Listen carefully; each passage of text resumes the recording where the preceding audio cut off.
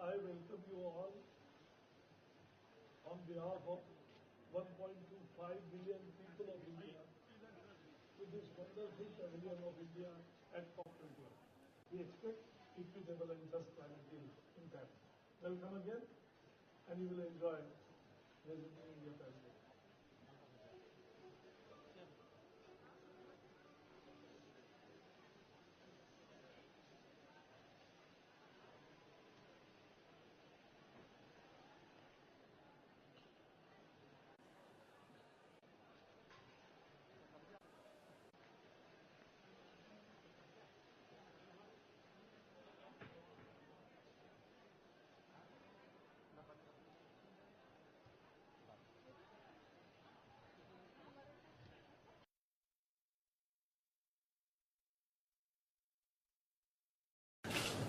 All the country, all the TV crews world over came here to, and this was the maximum footfall at this pavilion. So it became hit, and I must congratulate all those who are involved in making this pavilion really best and most attractive, innovative pavilion. What does it showcases? It showcases our commitment. As far as climate change is concerned, our efforts regarding everything, our innovative attitude. Prime Minister upscaled, very upscaled from 20,000 to 100,000 megawatts. People thought that it would not be possible, but it has become a reality, and it has led to a price revolution also. The new LED initiative, preponing of migration to Euro 6 or Bharat 6 as we say in India, of all the vehicles and fuel. Give it up subsidy, a unit program where the firewood burning at 40% families today use firewood, which will not be there in 10-15 years. Every household will get LPG gas. That's a big thing, and it is coming out of from Give It Up program, whereby people are giving up subsidy, and that subsidized cylinder is given to those who don't have the LPG. So electrical vehicles, 30% subsidy, many things have been done, and therefore there is a big thrust on afforestation. We'll be investing nearly $30 billion in next 15 years in afforestation program. That's what our INDC said. And whatever our INDC says, we are implementing it. And therefore we walk the talk. This pavilion also shows our diversity, right from Himalaya to Coral to Ladakh to all kinds of geographies.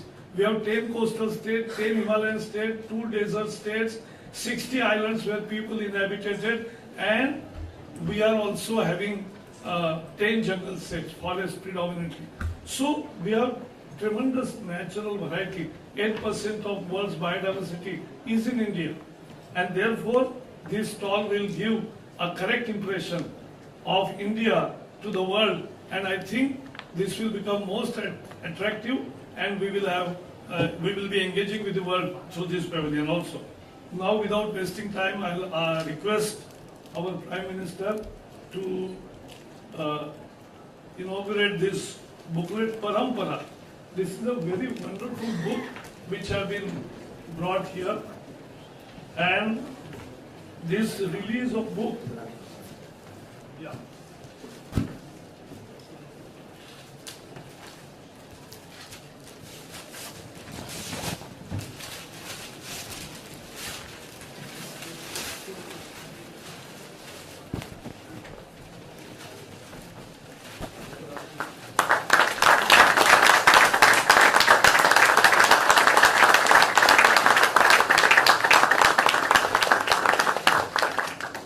Also request Prime Minister to inaugurate this.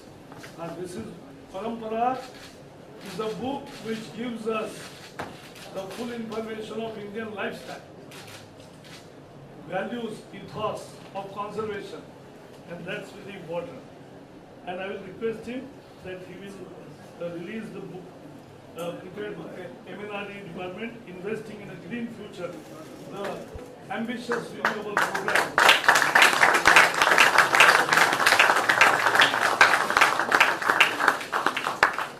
This coffee table book is absolute wonder for all people to see, and I will now request Prime Minister to address us.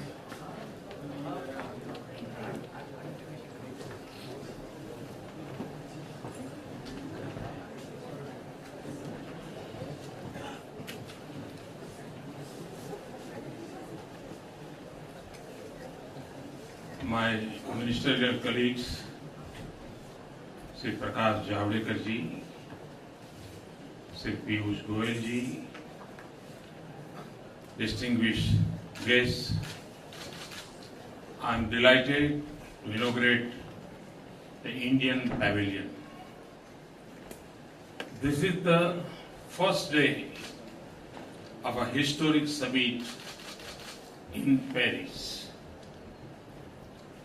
We stand here in solidarity with Paris and France and in admiration for the resolve and courage.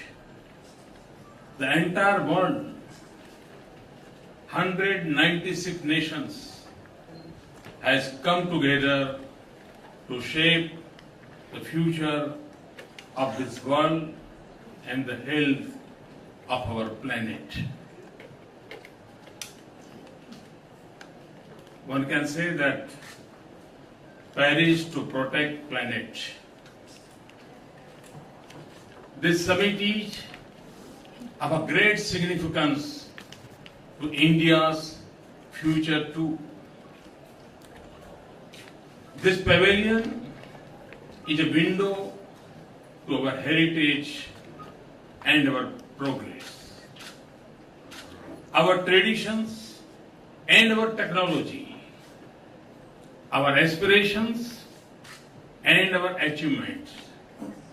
India's new economic momentum is a subject of international attention and a source of global opportunity.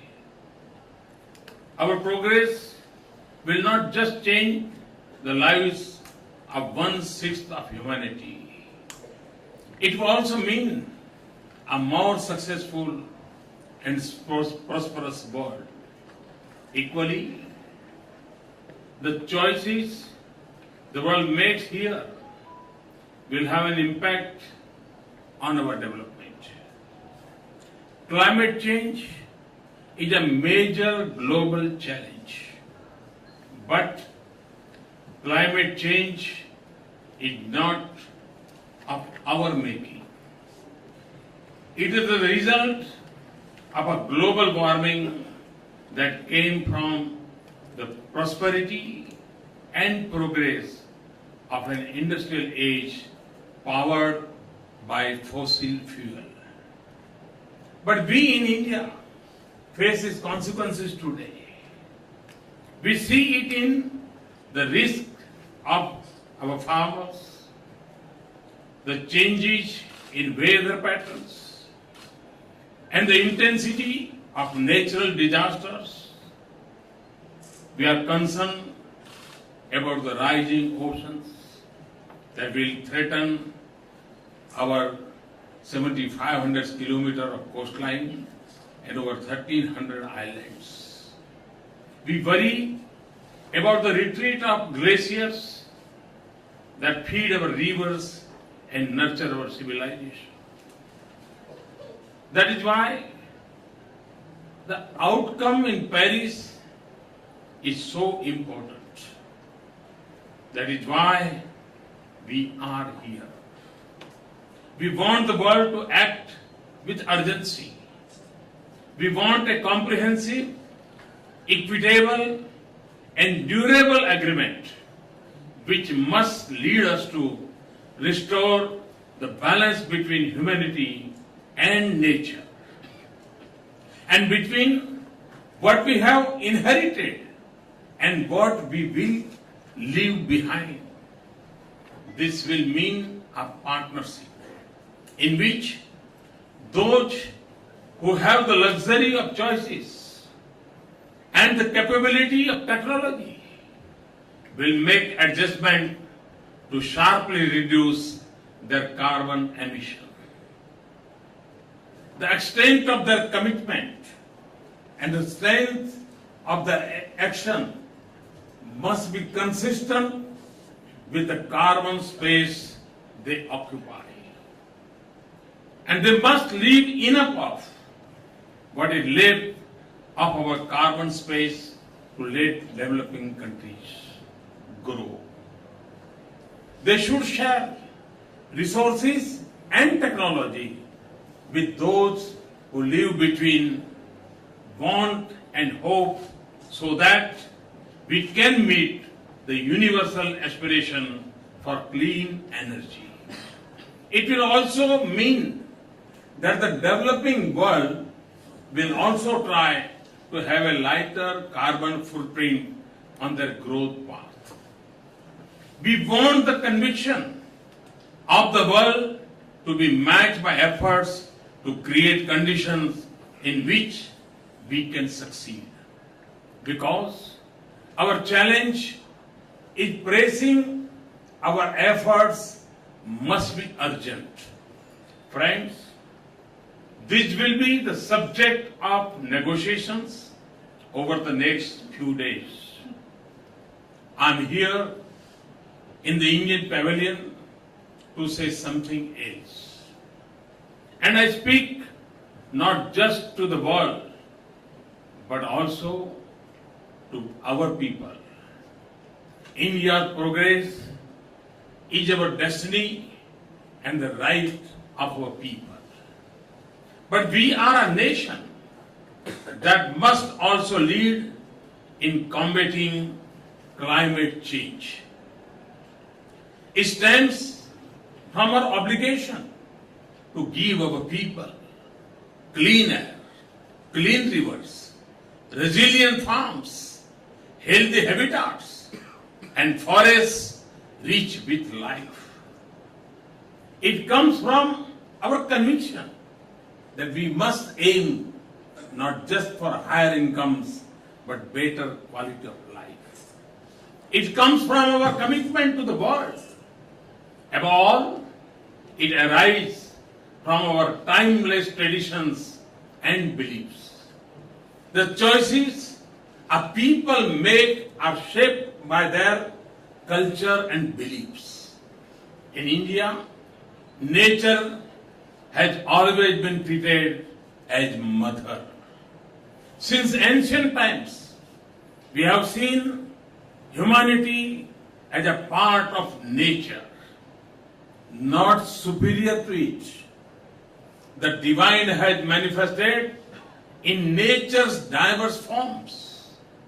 We have always believed that nature does not exist for human race, but that we can't exist without nature.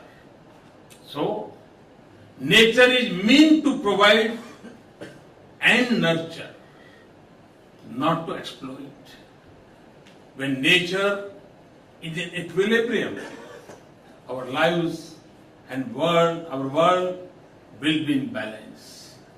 This is what we learn from Kshetrapati Sukta in Rig Veda. Kshetrasya pate madhu ana ant murmim dhenari payo asmam druksha madhuhu chutam drutmiva suput amrutasya na patayo mulayantu. This means, O Lord of field, with the sweet waves of Mother Nature's blessings, may you milk our fields like the milk of a cow. With the sweetness of Mother Nature's bounty which falls like clarified butter, may you shed our grace on us. This is why Atharva Veda calls it a bounden duty that we must protect the earth so that life can be sustained. This is what we see in Gandhiji's life and his advice that the world has enough to everyone's need, but not for anyone's greed. This is what we have tried to capture in the publication Parampara that we have just released. This is why recycling and conservation comes naturally to us, and why we have sacred groves across our nation. Friends, and it is this spirit that allows us to set an ambitious and comprehensively strategy to combat climate change. We have target for renewable generation of 175 gigawatt by 2022. We have got to a good start with nearly 12 gigawatt likely to be installed by the end of 2016, more than 3 times the current capacity. Like cellular phones before, we can use renewable energy to bring power to over 18,000 unconnected villages, quickly and cleanly. By 2030, we will generate 40% of our installed capacity will be based on non-fossil fuel.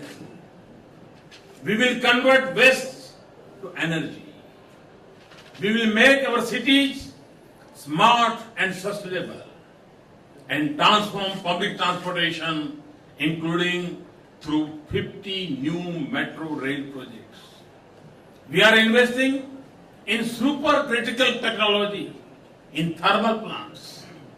We have imposed tax on coal and reduced subsidies on petroleum products.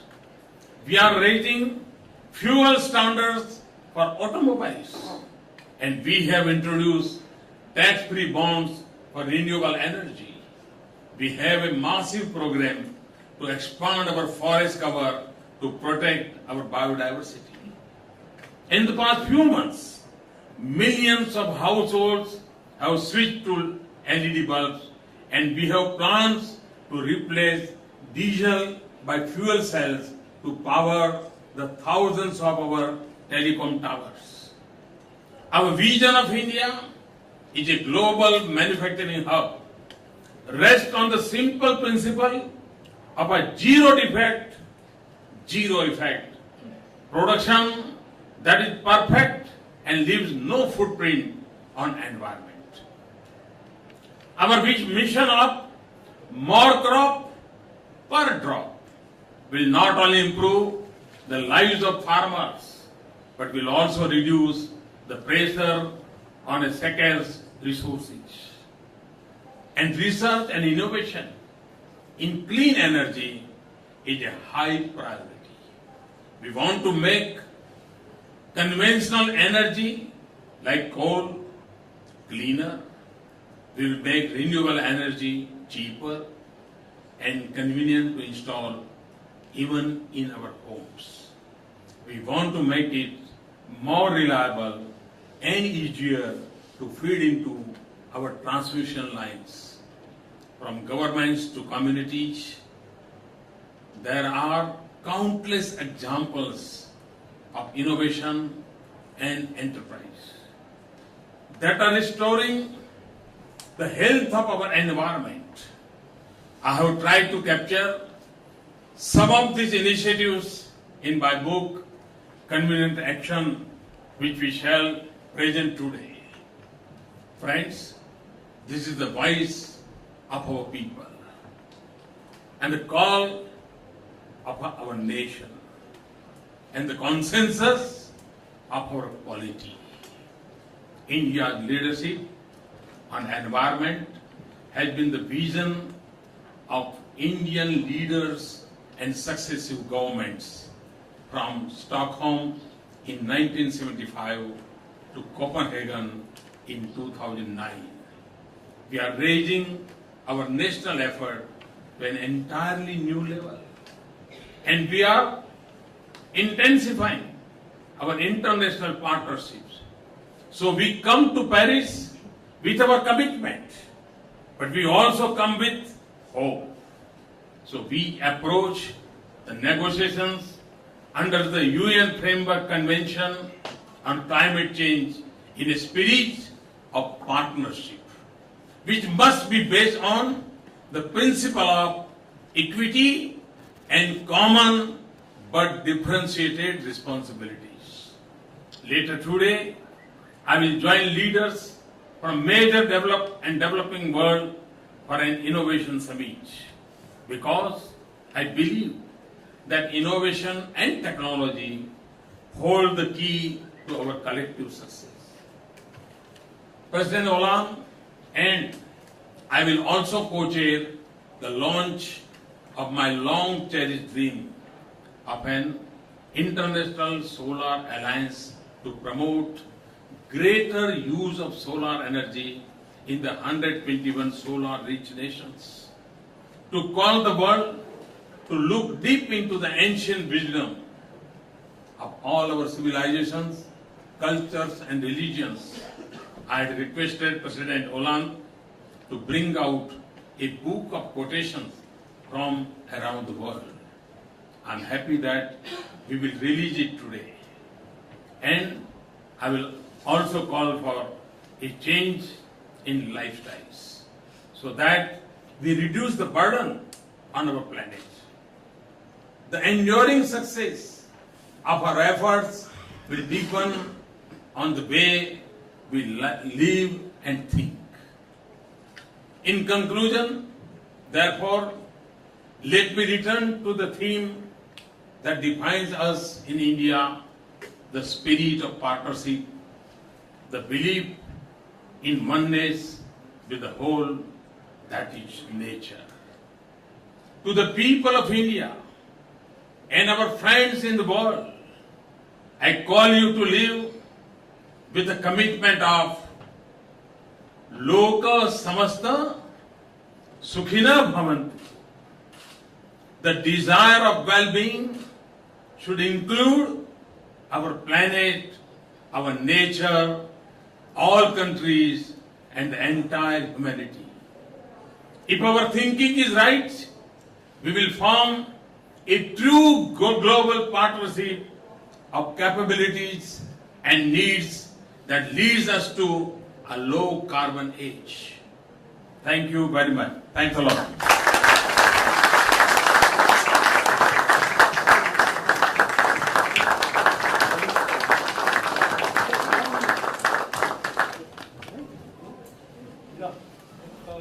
I recognize presence of all our foreign people coming from all many countries, industry captains, media, and all officials. Thank you. Thank you all.